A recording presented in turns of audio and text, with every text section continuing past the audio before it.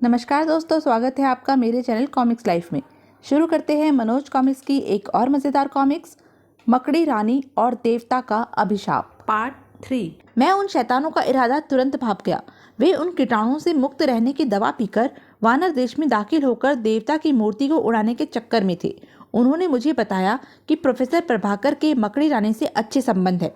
उन्हें विश्वास था कि उनका दिया हुआ पत्र पढ़ने और मेरे इस हालत में अपनी आप बीती सुनाने पर मकड़ी रानी अवश्य प्रोफेसर प्रभाकर की मदद के लिए बेचैन हो उठेगी।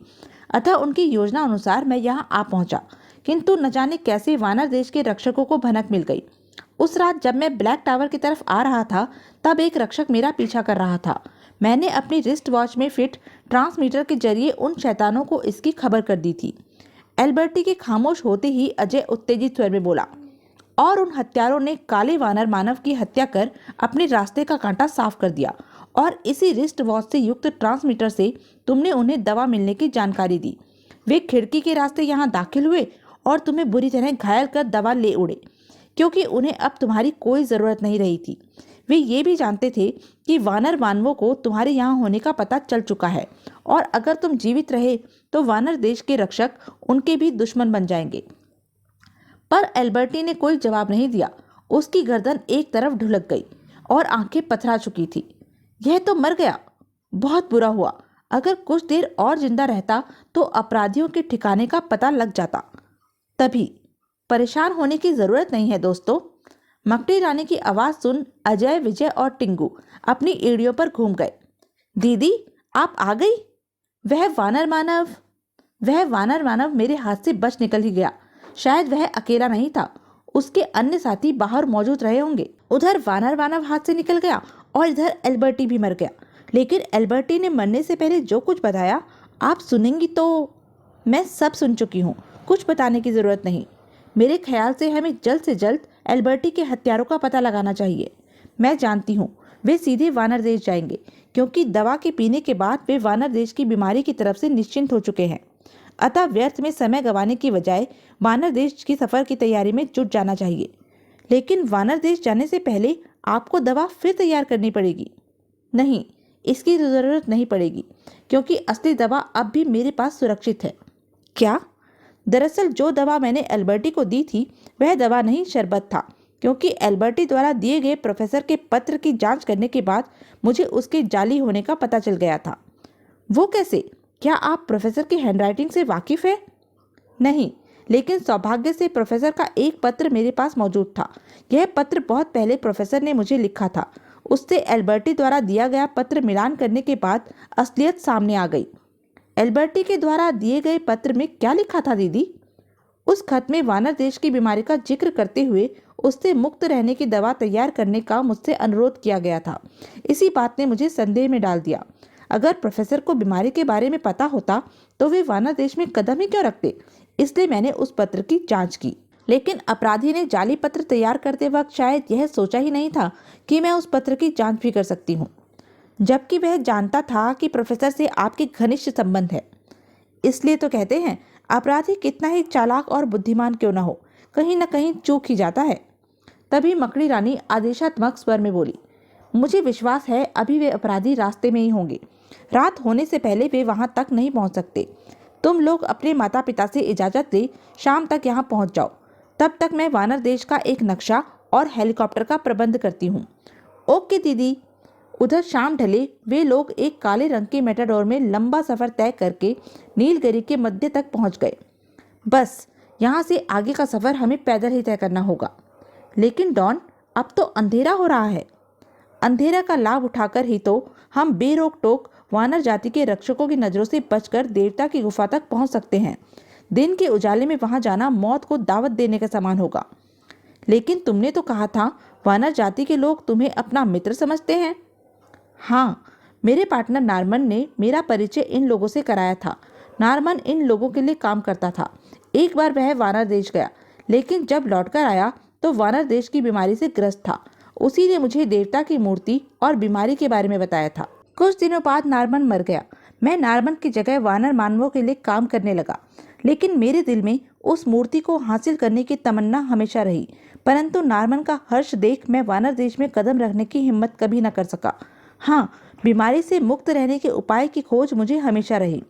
फिर वह दिन आया जब वानर देश के रक्षकों ने मुझे एल्बर्टी की खोज में मदद मांगते हुए प्रोफेसर और उसके साथियों के बारे में बताया। प्रोफेसर का नाम सुनते ही मेरे दिमाग में मकड़ी रानी का नाम गूंज उठा और मेरे दिमाग में एक योजना ने जन्म लिया। उस योजना की सफलता तुम लोगों के सामने है। तुम्हारी योजना का जवाब नहीं डॉन। अब हमें लगता है तुम्हारी योजना में शामिल होकर हमने कोई भूल नहीं की। अब बहुत जल्द वानर देश के हीरे माणिक जनित देवता की मूर्ति हमारे कब्जे में होगी और हम दुनिया के बड़े अमीर बन जाएंगे। हा हा हा। अच्छा बेवकूफ़ बनाया तुमने मकड़ी रानी को। हा हा हा। मेरे ख्याल से अब हमें दवा पी लेनी चाहिए। दवा पीने के पश्चात चलो, अब वानर देश की बीमारी का हम पर कोई असर नहीं होगा, लेकिन इस देश की पुलिस भयानक बीमारी की तरह हमारे पीछे हमेशा लगी रहेगी। घबराओ नहीं, मूर्ति हासिल होते ही हम यह देश छोड़कर चले जाएंगे। हाँ, यही ठीक रहेगा। अब हमें चलना चाहिए। फिर किसी ने विरोध नहीं किया।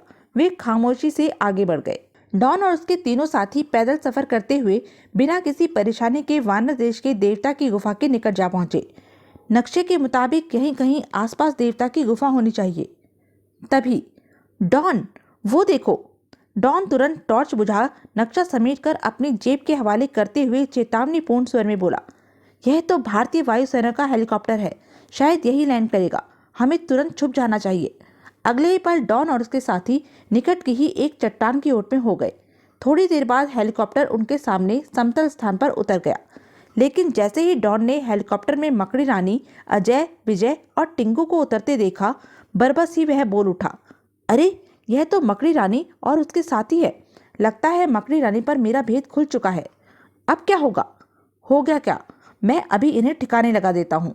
और कहने के साथ ही डॉन के साथी ने फायरिंग शुरू कर दी। धाएं, खतरा, ले डाउन। अपने साथी की इस हरकत ने डॉन को झुंझला दिया।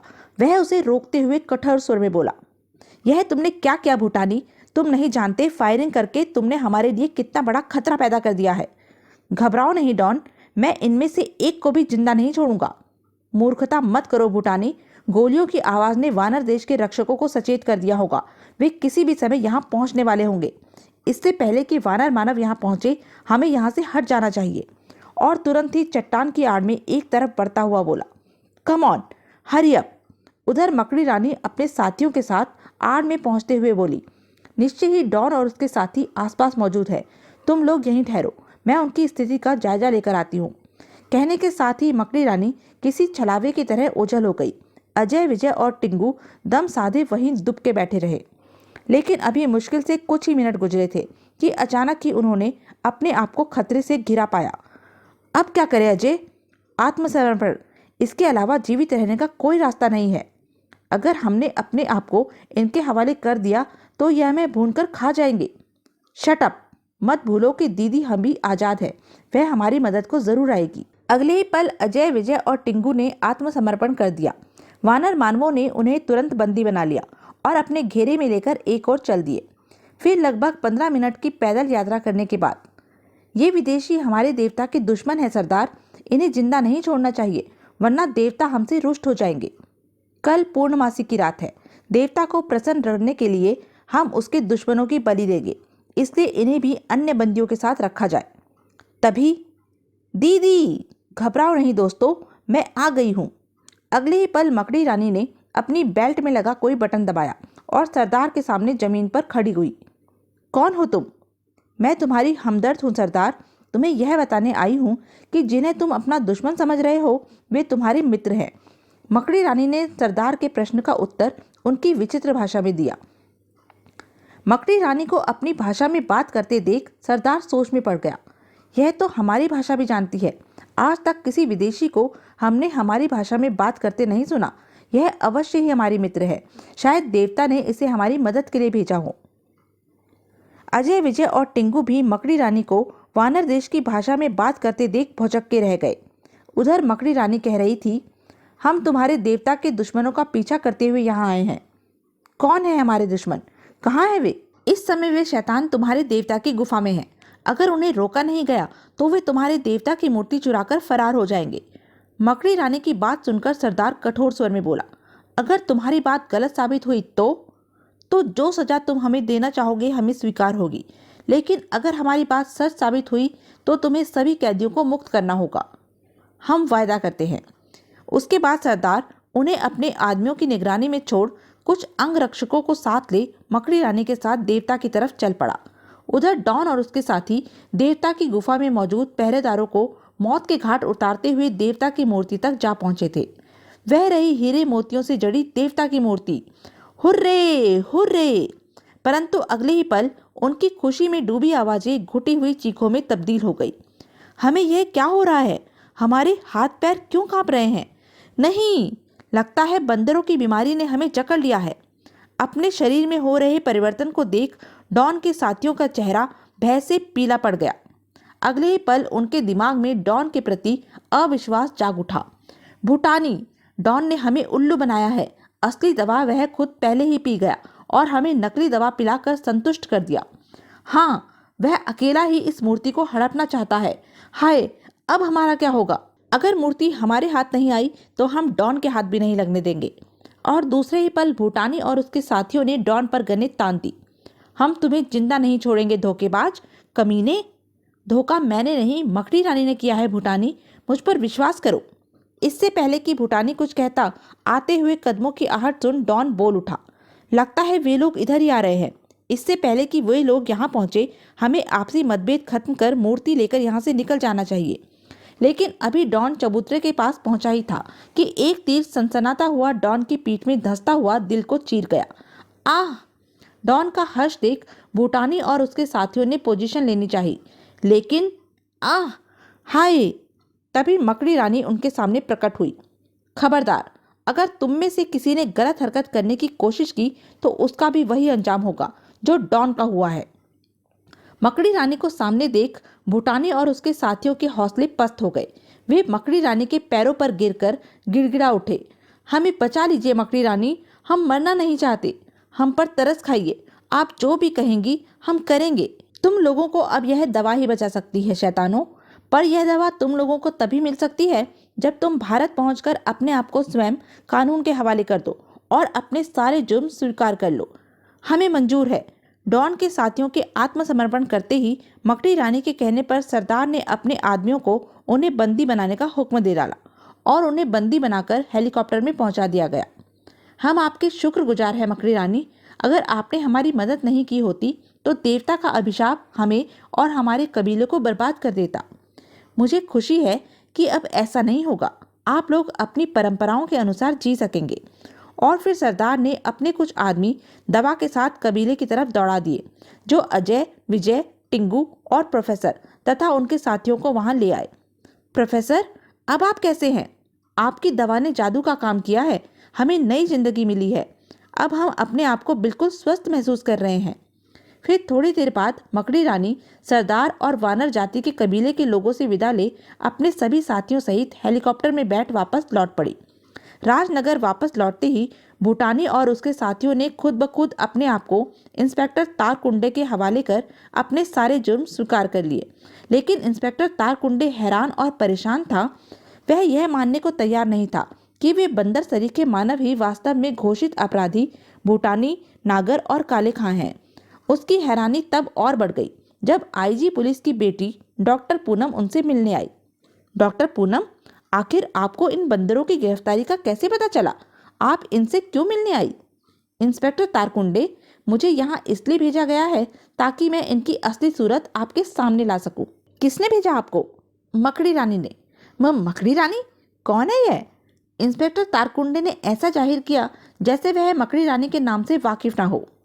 यह वही है इंस्पेक्टर तारकुंडे जिसके कारनामों का सहरा अपने सिर बांधकर आप हमेशा शोहरत हासिल करते रहे हैं और अपने कंधों पर लगे स्टार्स में बढ़ोतरी करते रहे हैं। जल्दी ही मकड़ी रानी की वजह से आपको फिर नाम मिलने वाला है। और आगे कुछ मत कहना डॉक्टर पूनम। किसी ने सुन लिया तो तारकुंडे की इज्जत का कुंडा हो जाएगा। इंस्पेक्टर तारकुंडे के चेहरे पर हवाइयाँ उड़ते देख डॉक्टर पूनम हंसकर बोली, चलिए आगे कुछ नहीं कहती, पर आइंदा ना कहिएगा कि आप मकड़ी रानी को नहीं जानते। नहीं कहूँगा, नहीं कहूँगा। मेरे बाप की तौबा, गलती हो गई। याद रखिएगा, ऐसी गलती आइंदा न हो। ओके? डॉक्टर पूनम के जाने के बाद अगर मकड़ी रानी को बेड़ियों में जकड़ जेल की हवा न खिला दी तो मेरा नाम भी इंस्पेक्टर तारकुंडे नहीं। तो यह थी मनोज कॉमिक्स की एक मज़ेदार कॉमिक्स। ऐसी ही मज़ेदार कॉमिक्स के लिए बने रहें मेरे साथ, और हाँ, मेरे चैनल को लाइक, शेयर और सब्सक्राइब करना ना भूलें। धन्यवाद।